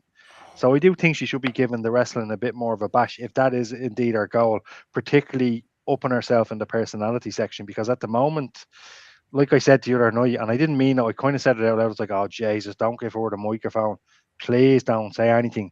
And it's because I just don't think she's good enough. But I think everything that's been said has been said. Spot on. I agree with most of it. There's a fine line between arrogance and confidence, isn't there? Yeah, And that's the best way. that can sometimes come true. But I think and you know, for me, it's so disappointing because I'm a fan. I'm definitely a fan. There's no doubt about it. If you tell me Expendable 6 is coming out and Jay Cargill's in it, I'm going to the cinema. I'm watching it. Same. You know what I mean? You know, there's no doubt about it. I'm definitely a fan, and I definitely think it's just, I don't know what it is. I said it at the time that I think if she headed out to LA and she spent a number of months with the likes of Brian Kendrick or someone like that, and really tried to figure out the storytelling and the link up of the business and stuff like that and all, you know, it's always what's being missing, and it's why to this day people throw shade at Goldberg still, you know what I mean? It just you know, it was a similar type thing, you know. Yeah, what I mean? 100%. Yeah. But also as well, you don't have to be good in your thing to make it, and I think that helps people. Like, or look at when I say J-Lo, I don't mean Johnny Logan, I mean Jennifer Lopez. Sometimes people get confused. Look at Jennifer Lopez, for example, hasn't got a bloody note in her head. One of the worst actresses I've ever seen, and possibly one of the most successful people I've ever seen. So I mean, it's stuff like that gives them confidence, and that's my pointless comment to end that little segment. Yeah, we often revere some of the best as being those who would have chemistry with a broom. Yes, you know what I mean? And that's what we often highlight and stuff like that. That if you can go in there, that's why I often look at some of the smaller female wrestlers in there, and when they have to step up and then work a Nia Jax, or they have to work a Lash Legend or whatever it is, or one of the bigger girls in there, you often see that as well, and that's where you see the real talent. So when the smaller girls have to go in and work the likes of a Jay Cargill, David versus Goliath type of thing. Yeah, can they get a match out of it and stuff like that and all? You know what I mean? That's really where it comes through. Well, Niall, I have one question for you. If she injures more, women from now until WrestleMania, do you think they're going to have to seriously think about taking her off the WrestleMania card? Because she will be. Hang on, Keith. There's a question over some of those injuries. Like it was pointed out today, and rightly by Niall, that I think one of them walked in injured anyway, as it is. That's the rumor, and it's easy to pin the injury gimmick on. Well, let's just say it is Brent, that it was her. I'm just saying, not saying it is, but let's say it takes two to tango. Like a great wrestler once said, "It takes two to have a good dance." I just personally think they need to keep. I mean, you got to remember as well, Keith. This is a girl who went face first into his steps as well, and nearly smashed up her own face as well. You know what I mean? So let's not get that twisted. I don't know. I think, when people talk about people injuring each other, Nia Jax went through a flavor of this for a while as well, and stuff like that and all, But I'd say Becky Lynch might turn around. I'd say Becky Lynch might turn around and say the best thing that ever happened to her was that broken nose and blood all over her face, because it propelled her into absolute mega stardom. So sometimes you got to look at things in a certain way and stuff like that. And Nia got better. Look, I'll put my hand up. I was never the biggest Nia Jax fan, but she got better in the ring, and she proved me wrong. And Bren mentioned that time and time again, that she got better, and I said no, she's still the same. I put my hand up. I said no. You know what? She's gotten better in the ring. And the thing about it is, when you go to the live shows as well, you don't realize how hard these women work to stay in shape, and they're quite small. So when you're stepping in the ring there with a Nia Jax, or you're getting in with the likes of a Rhea Ripley, or you're getting in with a Jay Cargill, it's a tough one as well to do. You know what I mean? Like you remember when China, we talk about Awesome Kong, some of those bigger women who have wrestled and stuff like that. It's not easy. It's not easy to find that chemistry. Look at how difficult it was at times for wrestlers to have chemistry at times with Andre as well. He was an absolute legend in the game. Very true. Well, So even Hogan. So it's not that easy. Like if you're spending your week in, and even if you're going down to train in the performance center, and you're in there training maybe with a Bailey or a Rhea or someone of similar size or quite big as well, and then suddenly you're booked to wrestle, say, a Neo Sky, who's more of a high flyer, that kind of Japanese girl kind of flavor and stuff like that. It's not easy for a Jay Cargill to wrestle a high flyer. You know Oh, what I God, mean? no. And then No, you no. know, often we turn around and how much we revere Rey Mysterio, and then we turn around and go, it's not easy as well sometimes to have that chemistry with a Rey Mysterio. It's over years that has developed and stuff like that and all, you know. And we've seen it in years past as well, at times when Kurt wrestled them or Randy wrestled them and stuff like that, as good as they are. Absolute Mount Rushmores for some people. Sometimes those matches with Ray still looked a little bit clunky. You know what I mean? At times, because you're trying to figure that out as well, and it's different because you're probably used to locking up and training and rolling and wrestling with people of similar size, and then all of a sudden you're put in there with someone either gigantic or you're put in there with someone way smaller, and you have to try and figure that out. You have to adapt. Yeah, and that's when it really comes through. So just look, it's not a slide on it, but there's been a lot of talk about Jade Cargill, and I didn't want to just kind of, you know, throw it out there. It's not a point the finger kind of thing. It's not that. It's kind of like I think the company is as culpable as anything else. You know what I mean? So just thought I'd put it out there. Our last slide was probably our most famous topic last night. Here we go. I think we're running out of time now, to be fair. Yeah, I'm gonna leave that on screen and I'll go down through the history, right? So that's maybe what we do. So right, so I have a couple of bits of Royal Rumble history that I'm going to go to here with. So the first one is an interesting one for you guys. So this will jog your memory. 1998, on an episode of Raw's War, Owen Hart, we were just talking about him, became the WWF European Champion when he defeated Goldust. What was unusual about the title change? Anyone remember?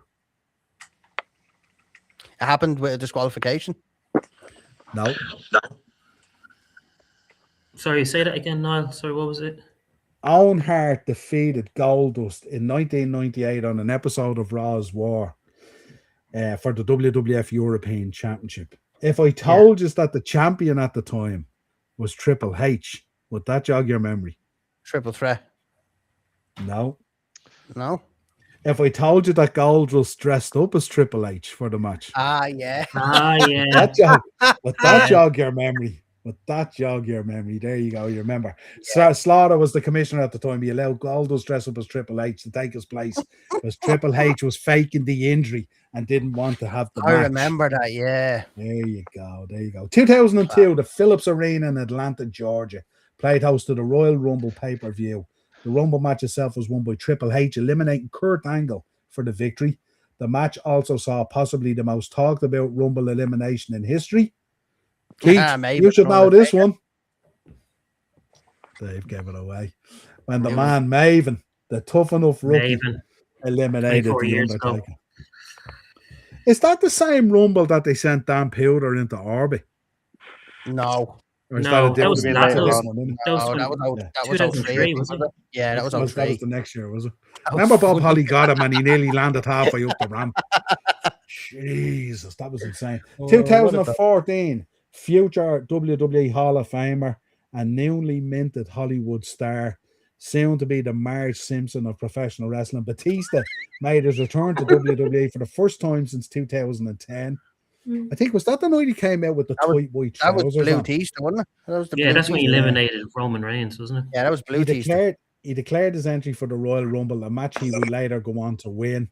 On the same show, CM Punk wrestled Billy Gunn in what would transpire to be Punk's last match in WWE. Wow. He walked out of the company after the Royal Rumble 6 days later. Didn't he want them to feud with Kane at Mania? And that's part of the reason why he left as well. He wanted Punk to. Yeah, there was Ryback stuff as well, wasn't it? There was Ryback issues as well, as far as I know. Yeah. 1990, the second Royal Rumble pay-per-view, which is incorrect because 1990 wasn't the second one, but there you go, took place at the Orlando Arena in Orlando, Florida. In the main event, Hulk Hogan eliminated Mr. Perfect to win the 30-man Royal Rumble match, a match that people reckon Mr. Perfect should have won. When did Big John Studd win, though? Was that 1989? First one, wasn't it? No, that Hacksaw Jim Duggan was 88. Hacksaw won the Hacksaw won the original 85. No, it wasn't 85. 87. John Studd, wasn't 87. It? 87. 87 is the first one, but it wasn't recognized. 88 was the first one, as far as I know. 1996, the WWE Royal Rumble took place at the Sealand Arena in Fresno, California. I know Fresno well. Folks, never go there. Shawn Michaels won his second consecutive Royal Rumble match when he last eliminated Diesel. In the main event for the WWF World Heavyweight Championship, The Undertaker defeated champion Bret Hart by disqualification. In the night's only title change, Goldust became the new Intercontinental Champion with a win over Razor Ramon. Yes. 2001, the WWE Royal Rumble took place at the New Orleans Arena in New Orleans. It's amazing, the New Orleans Arena in New Orleans, Louisiana, where it's. Stone Cold Steve Austin won his record-breaking third Royal Rumble match when he eliminated Kane for the victory. That was a great moment in my fandom, I have to say. I was very worried about that one. The match was also notable for Kane eliminating 11 men, breaking the record of 10 eliminations set by Hulk Hogan in 89, matched by Austin in 97. The record stood until it was broken by Roman Reigns in 2014. The only title change on the card saw Chris Jericho take the Intercontinental Championship in a ladder match against Chris Benoit. That's your history. Some notable birthdays. Interesting ones. An interesting mix, I would say. Joy Giovanni, 1978. The Beautiful Maurice, 1983. A man who I'm a huge fan of, 1954, watched all his career. Tully Blanchard, the man who made the slingshot suplex famous. Nigel McGuinness, 1976. Jay Briscoe, 1984. Mike Awesome, 1965. And if Sean Mack was here tonight, he'd be giving it welly. 1961, the bro himself, Vince Russo. They're your notable birthdays for this week. There we go. Well, I take a few comments here and then we can, where was I? Are you setting up the ring for FFPW on Saturday? Mm-hmm. Yeah, ring crew. Yeah. Then, Set up and stuff. So. I always found that to be great crack, setting up the rings. Yeah, I'm very excited. I'm so excited for it. Yeah, Bonkers was saying my gripe is Jade is not defending the title. Yeah, and I think there's probably reason for that. There's reason for it, I would imagine. Anto's in. Yes, Bonkers, I agree. Like Jardine said, babysitting the title. Yeah. We called that the other night as well. We said that the other night. And Eno's in. What's the crack, Eno? Hope you're good. What's the crack, everyone? All good. Big ups, Mr. Kennedy. Bonkers back in. She was meant to wrestle against Meacham, but unfortunately got injured yet. And Sharon can't wait to go to Fight Factory Pro Wrestling this Saturday, folks. Don't forget, check out Fight Factory. No doubt Emma and Bren could send me a few shorts on that. Let us know about tickets, location. I don't know if there's any matches. Have any matches being confirmed for you yet or anything like that? We just know that the local Jay Steins is on the card. Yeah. And there's a couple of other things as well, but I haven't seen any matches set. Either way, it's going to be a cracker. If anything comes up, send us on a couple of shorts and we'll promote them out there on the channel. No, 100%. Absolutely. And let us know. Let people know where they can get. Emma, where can people get tickets and all? What's story tickets is? So if you head on to Fight Factory's Facebook, Instagram, any of their social medias, they have a link and you can get the tickets then online. Eventbrite as well. If they search on Eventbrite, they'll find it as well. Yeah, and I assume you can pay on the door on the day as well if you rock up, yeah? Yeah, I'd say so. Yeah, we don't turn cash away in that business, that's for sure. Right, that's it, folks. Another show in the bag. Very, very enjoyable. Some really nice topics this week as well that we chatted about and all, which I really enjoyed. But until next time, enjoy the rest of the week. I'll be back on Thursday with Darren for Thursday Tier Talk. We will be back next week with the show as always, either Tuesday or Wednesday, not sure yet. I will be back on your screens with Marky on Monday, and we will be talking Deli Alley to Bohemians, that's for sure. Mental stuff going on. And we'll also be back again Friday week, SmackDown Watch Along, and of course you will be joining us live as we bring you through the Royal Rumble from Riyadh, Saudi Arabia. Until next time, folks, subscribe to the channel. This Saturday we'll have the SmackDown show too. Oh yeah, so tune in 8 o'clock. Check in 8 o'clock, and we'll talk about Fight Factory. Yeah, and we will have hopefully we'll have previews and reviews from the Fight Factory show as well. That's for sure, absolutely. Damn right. And see, can we get Phil? Try and get Phil and Katie as well to give us a little soundbite for the upper tier as well while they're there. You know, that might be cool. Cool. Until next time, folks. Have a safe week and enjoy whatever you're doing. We'll talk to you again.